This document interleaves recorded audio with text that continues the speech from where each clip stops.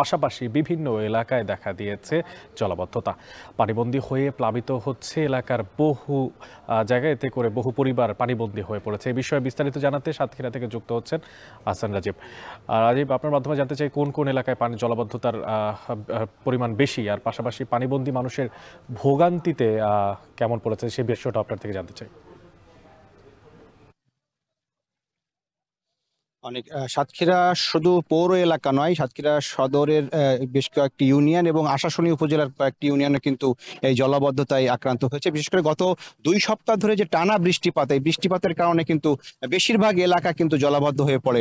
এই পানিগুলো আসলে নিষ্কাশনের কোনো পথ না থাকায় পৌর এলাকায় সবচেয়ে বেশি যে এলাকাগুলো জলাবদ্ধতায় আক্রান্ত হয়েছে তার মধ্যে সাতক্ষীরা শহরের সুলতানপুর, কামালনগর, ইটাগাছা, রাজার বাগান, মাছখোলা সহ আশপাশের যে সমস্ত এলাকা রয়েছে এই সমস্ত এলাকায় কিন্তু কোথাও কোথাও হাঁটু থেকে মাজা সমান কিন্তু পানি জমে রয়েছে। অনেকে ঘর বাড়ি ছেড়ে তারা কিন্তু অন্য জায়গায় স্থানান্তরিত হচ্ছেন।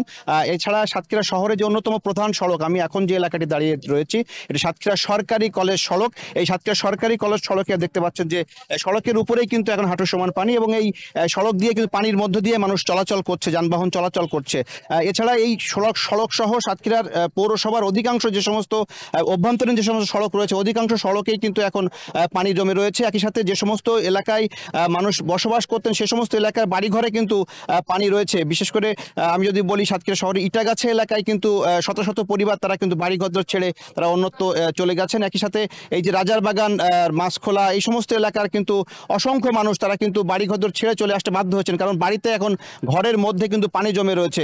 এই সমস্ত পানি আগামী 3 থেকে 4 মাস এভাবে স্থায়ীভাবে থাকবে বলে তারা বলছেন, কারণ পৌরসভা থেকে বা এখানকার স্থানীয় প্রশাসন থেকে এখন পর্যন্ত এই পানি নিষ্কাশনে কার্যকর কোনো পদক্ষেপ নেওয়া হয়নি। যদিও প্রশাসনের পক্ষ থেকে বলা হচ্ছে তারা যে সমস্ত এলাকায় বেড়িবাঁধ এবং ঘেরের যে বেড়িবাঁধ রয়েছে সেগুলো তারা অপসারণ করছেন। একই সাথে ড্রেনেজ ব্যবস্থায় যে কোথাও প্রতিবন্ধকতা থাকে সেটি তারা অপসারণ করে এই পানিটি নিষ্কাশনের চেষ্টা করছেন। তবে আসলে যে পানিটি নদী বা খালে যে পথ দিয়ে যাবে সেই পথগুলো আসলে না থাকার কারণে আসলে এই পানিগুলো নিষ্কাশিত হয় না।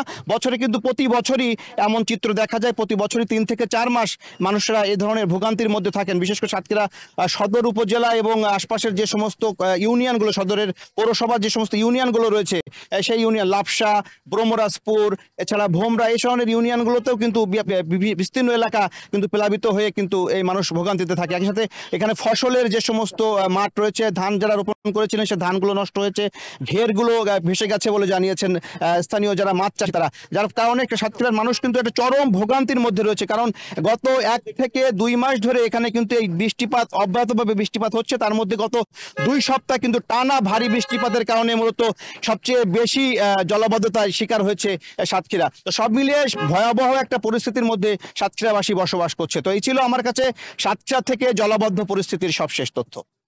সাতক্ষীরা থেকে যুক্ত ছিলেন সহকর্মী আহসান রাজীব।